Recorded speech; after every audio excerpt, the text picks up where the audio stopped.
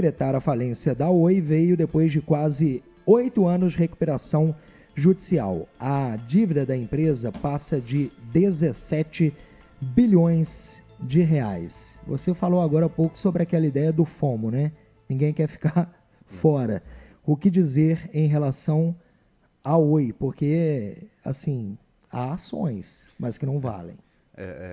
É o caso clássico do que a gente estava falando, que é a operação micro da empresa que manda. Né? Nesse caso, né, muito mal tocada, com muita alavancagem, etc., é o resultado que a gente tem. Ao contrário do que a gente estava discutindo, né, ao longo do tempo. Mas sobre essa temática do FOMO, e até fazendo um alerta aí para quem tem, né, essas ações, etc., né, toda vez que tem uma coisa que cai muito, fala assim, por que você está comprando? Porque caiu demais.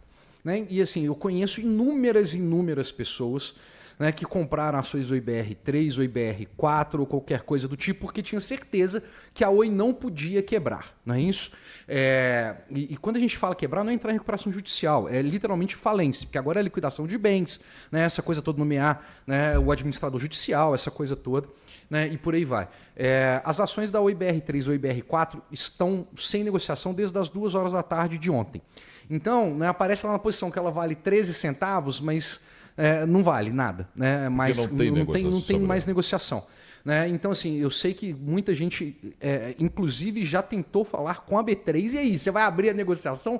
Mas assim, como que eu vou abrir a negociação por um papel que faliu? Né? Assim, né? Essa coisa toda, né? Porque está tentando ainda salvar o mínimo que tem.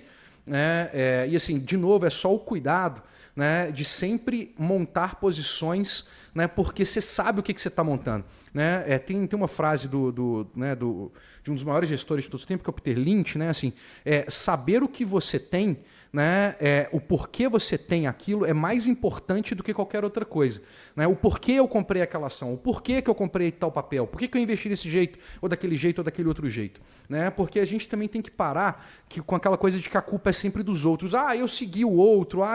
Essa que é o grande problema do FOMO, né? Seguir manada e etc. E a gente tem que ter mais condição de pensamento crítico, né, em relação aos investimentos, assumido, né, do que as pessoas aguentam, qual que é o meu perfil de risco, aquela coisa toda.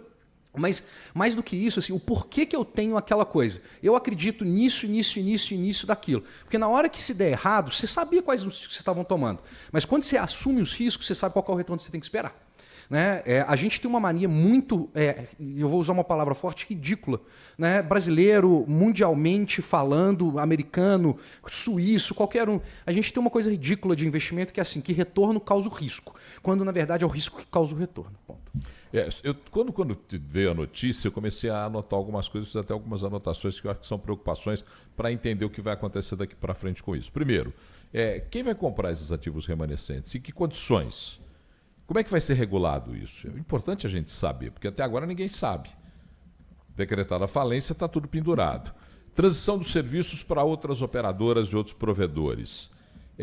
Será a migração? Vai haver interrupção de contratos?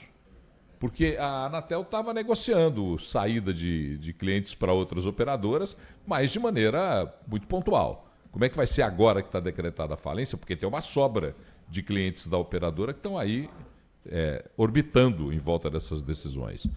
Tratamento de credores, de fornecedores e de trabalhadores. Porque o problema é que isso pode causar um efeito cascata para o próprio ecossistema. Tem que se preocupar com isso, porque fale um player que até então vinha mal das pernas se mantendo, mas fale um player do jogo. O país vai revisar as concessões a partir dessa concessão, dessa história?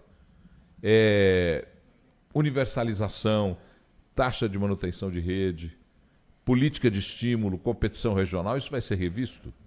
Porque a Oi está deixando um buraco, e particularmente impacto fiscal e regional nos estados onde a Oi tinha presença, porque ela tem ainda presença significativa, tinha até então, em alguns estados. Contratos com o governo local, os reflexos orçamentários que isso vai gerar, e a necessidade de uma renegociação em que bases? Porque eu acho que até agora a gente só noticiou a falência.